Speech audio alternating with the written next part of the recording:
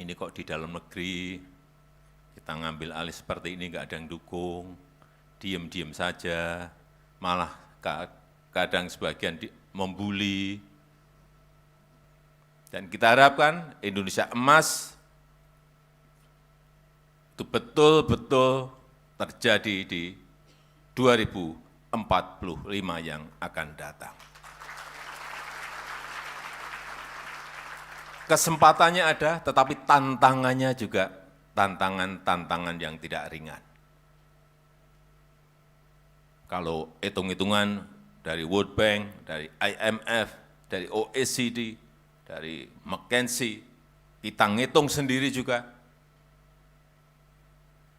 mestinya, insya Allah bisa. Tapi sekali lagi, dengan konsistensi, stabilitas politik yang baik, tidak gonta-ganti program, tidak gonta-ganti acara, dan momentum transformasi itu sudah kelihatan. Kalau kita melakukan sesuatu dan ditentang oleh negara-negara lain, lah itu. Hilirisasi misalnya, tadi sudah disampaikan oleh Adinda Wirjawan. Hilirisasi. Itu memunculkan nilai tambah yang berlipat-lipat. Tetapi ini ditentang, digugat oleh Uni Eropa, ke WTO. Dan maaf, kita kalah. Bukan menang, kalah kita. Kita banding lagi, ya kita hadapi. Saya yakin, kita mungkin akan kalah lagi. Tetapi industrinya sudah jadi.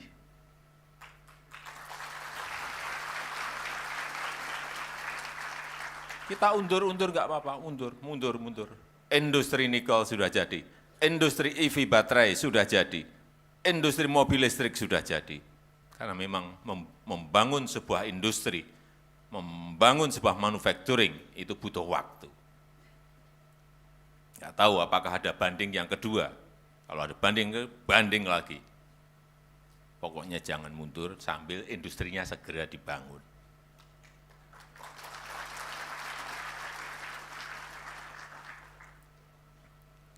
Coba dilihat, di 2014 ekspor kita saat kita mengekspor dalam bentuk mentahan itu hanya 2,1 billion US dollar, artinya 30 triliun. Kemudian karena kita sekarang sudah bisa membangun industri nikel, ekspor tahun 2022 kemarin 33 billion US dollar, artinya hampir 500 triliun. Coba berapa kali lipat nilai tambah yang kita dapatkan? Berapa kali lipat pajak yang kita dapat, PNBP yang kita dapat, biaya ekspor yang kita dapat, royalti yang kita dapat untuk pendapatan negara. Freeport misalnya, ini nikel, tembaga sekarang Freeport. Sebelumnya kita hanya memiliki saham di situ hanya 9%.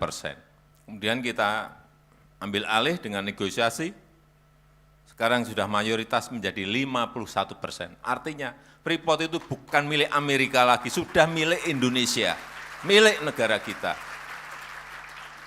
Jadi jangan punya ada bayangan di sini Freeport itu Amerika, sudah Indonesia. Sebentar lagi akan kita tambah menjadi 61% lagi. Dan pendapatan Freeport sekarang ini 70% itu masuk ke negara. 70%. Begitu kita naik lagi menjadi 61% nantinya, 80% akan masuk ke negara. Inilah proses-proses, tetapi untuk mendapatkan hal seperti itu, sekali lagi, tantangannya besar, tantangannya tidak mudah, butuh nyali, butuh keberanian. Kadang-kadang, ini kok di dalam negeri, kita kita ngambil alih seperti ini nggak ada yang dukung, diem-diem saja, malah kadang sebagian membuli. Tapi saya sudah terbiasa dihina, difitnah, dicaci maki, diejek. Saya terus saja. Kalau saya yakini benar, saya akan terus.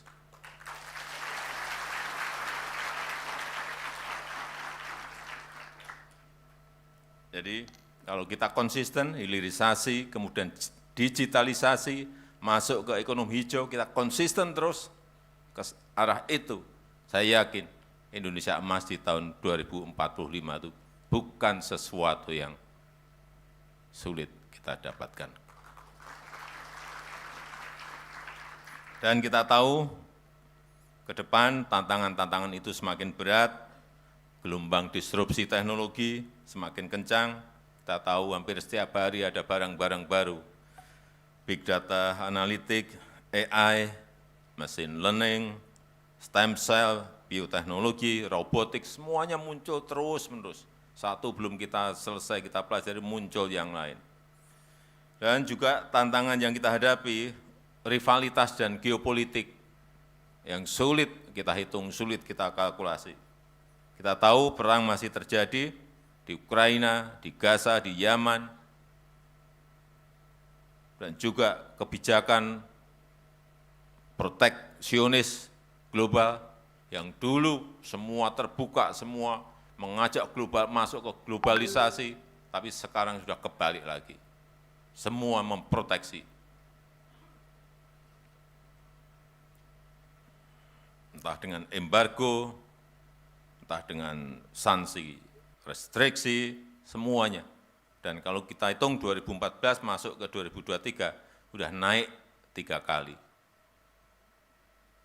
Negara-negara yang menjadi proteksionis dan penggunaan fiskal dalam perang. Kita tahu juga tantangan perubahan iklim yang semakin masif. Dan ini juga sama, sulit dihitung, sulit dikalkulasi. Kita tahu, kita di 3 tahun yang lalu, misalnya urusan beras kita masih bisa pegang. Tapi begitu ada El Nino,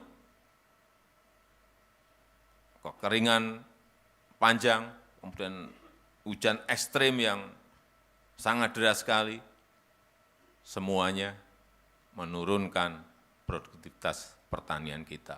Sehingga mau tidak mau, karena urusan perut rakyat, kita harus mengimpor beras. Tetapi sekarang juga mengimpor beras juga tidak semudah 5 atau 10 tahun yang lalu.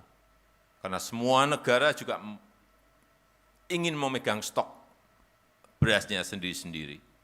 Tidak mau menjual karena juga untuk menyelamatkan rakyatnya sendiri-sendiri. Kita tahu 19 negara sekarang ini telah menstop, mengurangi, dan 5 negara menstop total ekspor berasnya.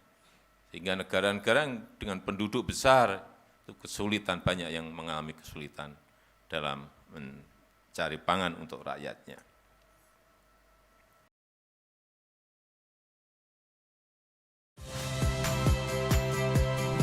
Saya Agin Fridianto. Saksikan terus program-program Kompas TV melalui siaran digital, pay TV, dan media streaming lain. Kompas TV, independen, terpercaya.